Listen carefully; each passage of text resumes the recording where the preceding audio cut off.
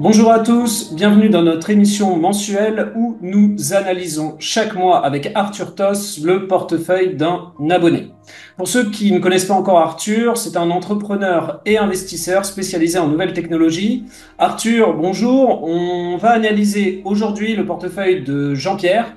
Il s'agit d'un PEA, donc un plan épargne action, un portefeuille qui est bien dans le rouge. Donc là, à première vue, qu'est-ce que tu en penses? Il y a du Bouygues, Capgemini, Carrefour, Aiko, Orange, OSE, Universal Music et du Vivendi.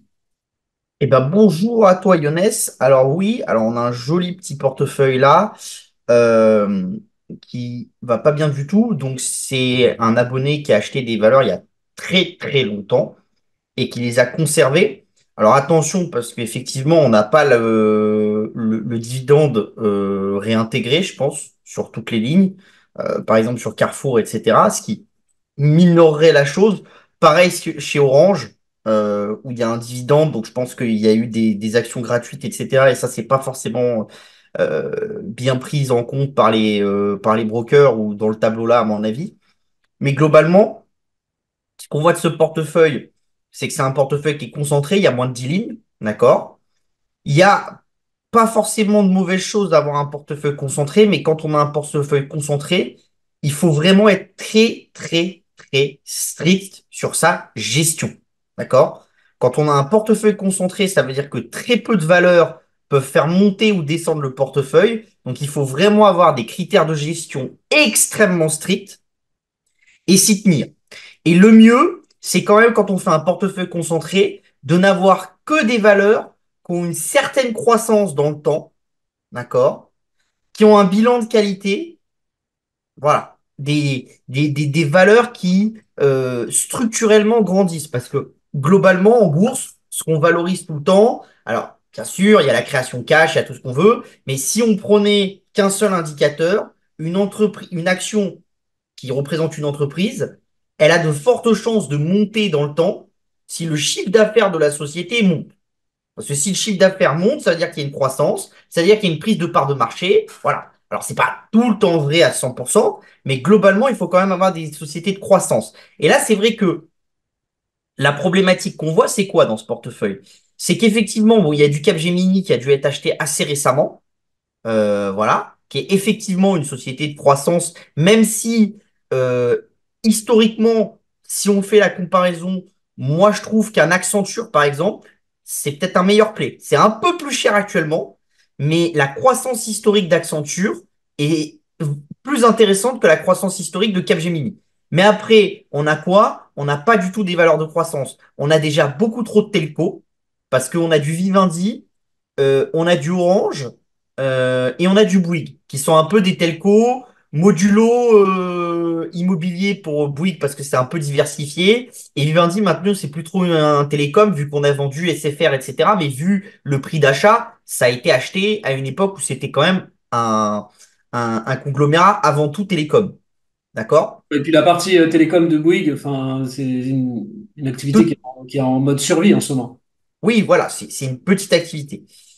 Donc, le problème, c'est qu'il n'y a pas d'équilibre dans ce portefeuille. Parce qu'il n'y a que des activités qui sont plutôt des activités de rendement. D'accord? Même dans les deux PME qu'il y a, on a du Aiko et on a du Osé. Osé, c'est vraiment une biotech dans toute sa splendeur. Donc, c'est très, très risqué. Quand on a un portefeuille de moins de 10 lignes concentré, qu'on a un petit capital, franchement, moi, faut pas aller sur les biotech. J'en fais parce que j'ai un très gros portefeuille. C'est ce que j'appelle des tickets de loto. Il y a un peu de comment ça s'appelle? Euh, Peu de risque.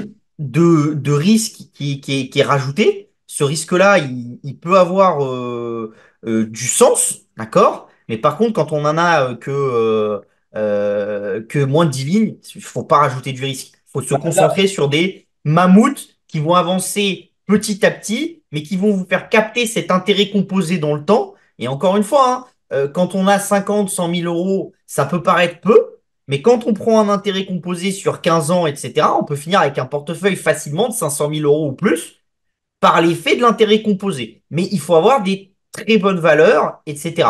Là, on n'en a pas et on a Aiko qui est du rendement. Aiko, c'est un spécialiste français de ce qu'on appelle le ticketing. Donc, c'est, vous savez, quand vous allez chez Carrefour, chez machin, vous avez derrière le ticket des bons d'achat Mhm. qui sont imprimés. Bah, c'est ça. Eux, ils font le ticketing pour les industriels parce qu'en fait, c'est pas le magasin qui vous donne les tickets. C'est en partie l'industriel qui paye pour que ces tickets soient là, pour que les gens reconsomment plus de son produit, etc. Donc, c'est un spécialiste de ça. C'est une émanation de WPP, un acteur leader de la publicité en ligne. Mais le ticketing, c'est compliqué.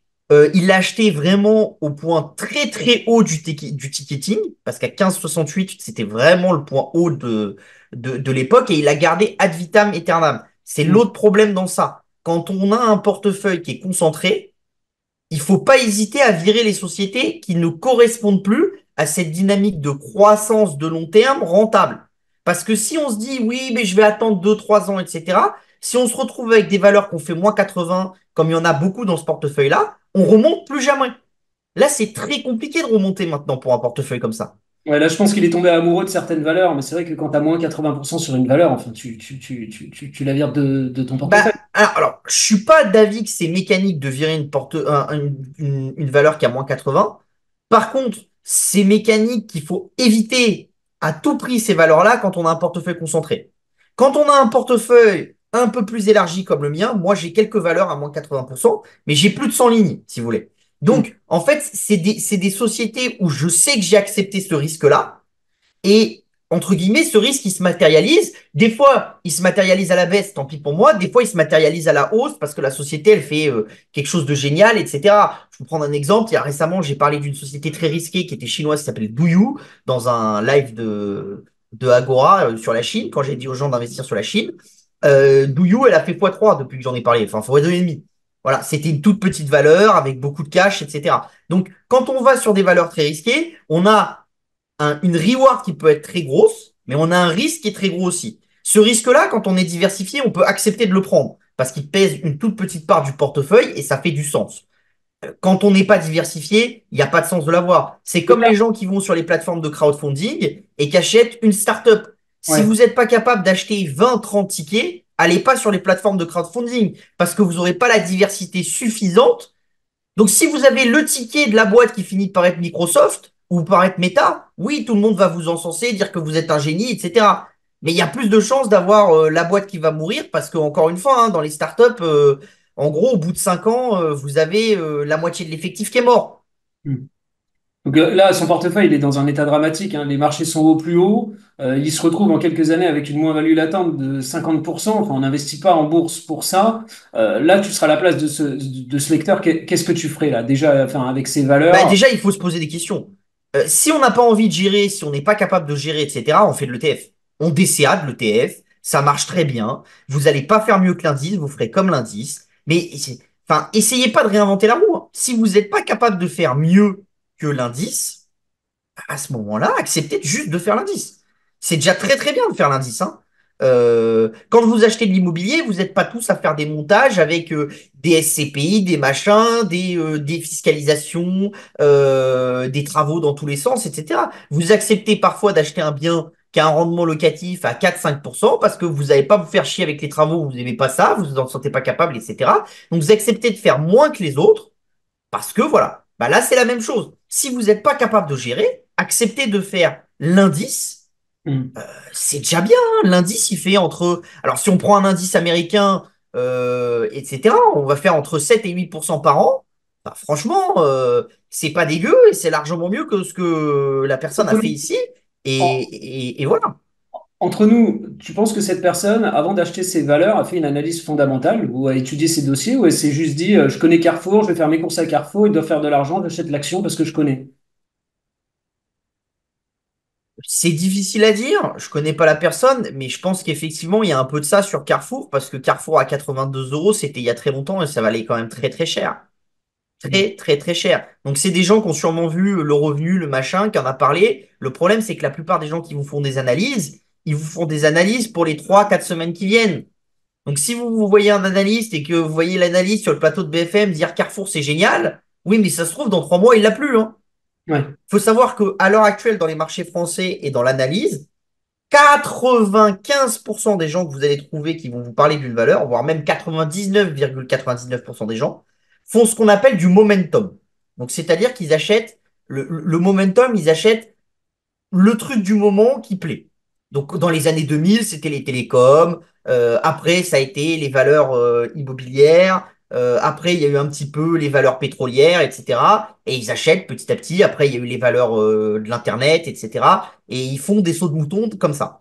Si vous, vous êtes là et vous regardez quelqu'un qui vous dit c'est génial, l'avenir, c'est l'informatique, achetez du Dassault Systèmes, du Capgemini et vous dormirez tranquille pendant 25 ans, le mec qui vous dit ça en 2020, c'est pas sûr qu'il soit toujours là en vous disant la même chose en 2030 ou en 2040. Donc ça demande quand même du suivi, l'investissement en bourse. D'accord, Et donc ça, là, si tu hérites de ce portefeuille, tu fais quoi? si moi j'hérite, Tu hérites de euh, ce portefeuille-là. Voilà, il faut faire ah, des moi, je, arbres. moi, je vends tout et je me concentre sur des valeurs européennes de qualité. Je prendrais peut-être, il y a combien? Il y a 10 000 euros, ouais. 5 lignes à 2 000 euros, je pense, pour commencer. Et j'essaierai d'aller chercher des trucs comme ça. Ou peut-être que je ferai de l'ETF. Si je suis moi, personnellement, moi, je ferais des lignes parce que j'ai l'habitude de surperformer l'indice sur longue période. Si Hmm. j'étais quelqu'un de lambda qui a eu ça, je pense qu'il vaut mieux faire de l'ETF.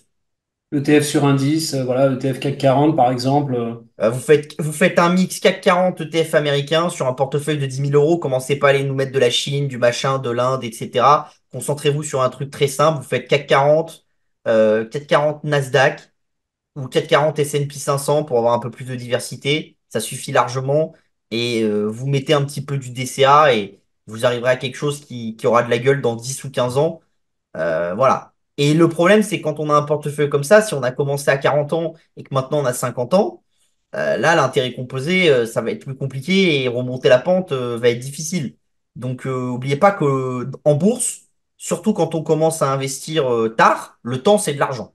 Si vous Hmm. faites une erreur dans la construction de votre portefeuille, ça peut mettre en péril toute votre pyramide de création de capital. Donc, quand on ne sait pas ce qu'on fait, on se fait conseiller par des gens qui savent ou on accepte de faire que l'indice. Moi, j'encourage toujours les gens qui débutent, commencez par vous faire un petit pécule en ETF, 20, 30, 40 000 euros, à vous intéresser sur les marchés financiers. Et une fois que vous avez fait ça, vous mettez 10 000 en plus sur le PEA et vous achetez des valeurs. Mais au moins, vous avez votre petite pécule en ETF qui continue à grossir tout seul, vous ne le touchez pas, ça complétera bien votre retraite et essayez pas d'être plus royaliste que le roi et de vous penser meilleur que Kylian Mbappé ou voilà. On accepte ce qu'on fait. Et même moi, j'ai de l'ETF parce que je considère que peut-être un jour, je commencerai à sous-performer. Donc, j'ai de l'ETF de côté. Cette poche ETF, je la touche pas. Elle vit sa vie, elle construit et elle sera là pour ma retraite, etc. Et du coup, je suis tranquille, peace of mind quand on est comme ça. Et je trouve que c'est la meilleure des façons de construire une, une épargne financière. D'accord, donc deux points noirs sur ce portefeuille. Le premier, c'est qu'il a investi 10% de son portefeuille sur une biotech. Donc ça, pas bon du tout. Hmm. Deuxième point noir, bah, c'est peut-être effectivement, peut-être en regardant BFM ou en lisant une revue financière ou boursière, il a vu à l'instant T une analyse élogieuse d'un titre. Ça se trouve, ça date d'il y a plusieurs années. Hmm. Mais force est de constater que l'évolution, enfin en tout cas du business de ces sociétés a évolué défavorablement, ou en tout cas, quand on regarde le cours actuel des actions, ça lui donne tort. Hmm. Donc il faut toujours continuer à prendre des informations sur les titres. Et même si on a la certitude qu'on a acheté le meilleur des titres aujourd'hui, bah, tout peut changer dans une semaine, un mois, 2 mois. Donc il faut que le portefeuille soit Ouais. dynamique et il ne faut pas tomber amoureux de la valeur. Jamais. Tu lui mettrais combien alors une note sur 20 à ce portefeuille? Bah là, malheureusement, on est proche de la catastrophe, hein. On peut mettre que zéro. La seule valeur, enfin, ou un, pour le fait d'avoir fait un PEA et d'avoir essayé. Mais la seule valeur positive, c'est Universal Music, bon, qui a été donnée aux actionnaires de Vivendi. Hmm. Bon, il n'y a aucune valeur positive. Il y a beaucoup de valeurs avec des plombs considérables. Aiko, par exemple, c'est vraiment catastrophique. C'est sur les plus bas. Un de leurs grands partenaires, c'était Casino. Ils se sont barrés récemment. C'est vraiment devenu compliqué. Sauf que chez Aiko, on le voit quand même depuis un certain temps, ce genre de choses. Donc, si on l'a acheté ces dernières années pour jouer le dividende, etc., il y a peut-être des raisons. Mais bon, voilà. Ce que je vous conseille de faire quand même à chaque fois, c'est essayer tous les ans, à minima, de regarder ce que la société a fait. La croissance de la société, est-ce qu'il y a de la croissance? Pour ceux qui veulent de mettre sur un petit carnet de papier, pourquoi est-ce que vous avez acheté la société? D'accord? Et tous les 3 mois, tous les 2 mois, si vraiment vous n'avez pas envie de gérer au quotidien, etc., et que vous voulez quand même avoir des actions en direct et pas de l'ETF, bah vous revenez sur votre petit bout de papier, vous regardez les derniers résultats et vous dites ah ok, ça c'est toujours bon, ça c'est toujours bon, ça marche plus. J'avais aimé Carrefour parce que le retail c'était génial dans les années 2000. Tiens, il y a l'e-commerce, c'est moins bien. Voilà. Et vous mettez quelques petits trucs comme ça. Et quand vous commencez à voir qu'il y a plus de j'ai peur, d'effets négatifs, de trucs qui n'ont pas été respectés, de pas de croissance, de pas de machin, que de potentiel, bah à ce moment-là, vous vendez, quoi. Ok, donc on fait pas de conseils personnalisés, mais si on héritait du portefeuille de Jean-Pierre, on ferait le ménage, on vend tout. On repart sur de nouvelles bases et bien entendu, la pire des décisions qu'il pourrait prendre à l'heure actuelle, c'est clôturer son PEA parce que voilà, il peut toujours se rattraper par rapport aux moins-values qu'il a réalisées. Il a pris date sur le PEA. Donc bon, si on était à sa place, bien sûr, la pire des décisions, ce serait de se dire j'abandonne la bourse, je vends tous mes titres, je clôture mon PEA. Non, il faut Bien le sûr, faire, mais il faut, enfin la bourse c'est sérieux, c'est de l'investissement, donc ça nécessite de la recherche. même si on fait de l'ETF, il faut faire de l'ETF dans le PEA. Parce que ça veut dire que quand on sortira de son ETF pour la retraite, qu'on vendra tous les mois, etc., on aura nos 19,6 de CSG RDS et rien de plus. Faites pas comme certains qui se disent, ah bah oui, j'en veux plus, etc., machin. Pareil, certains vont dire, oui, mais moi, je vais le faire dans l'assurance vie. Ah, attention, l'ETF dans l'assurance vie, c'est pas forcément plus intéressant que l'ETF dans le PEA. Hmm. Faut Ok. qu'il y ait pour que l'ETF dans l'assurance vie soit plus intéressant fiscalement, soit il faut être sur des très très hauts, pardon, des très bas patrimoines, soit il faut que vous soyez sur une optique de transmettre vos ETF à vos enfants par l'intermédiaire de l'assurance vie, ce qui est plus compliqué avec le PEA, mais encore que ça se fait avec le PEA de plus en plus maintenant. Bon, bah, génial, merci Arthur. On se retrouve le mois prochain pour analyser un autre portefeuille avec un Et peu plus. ben, au mois prochain. Ciao, ciao. Ciao, ciao.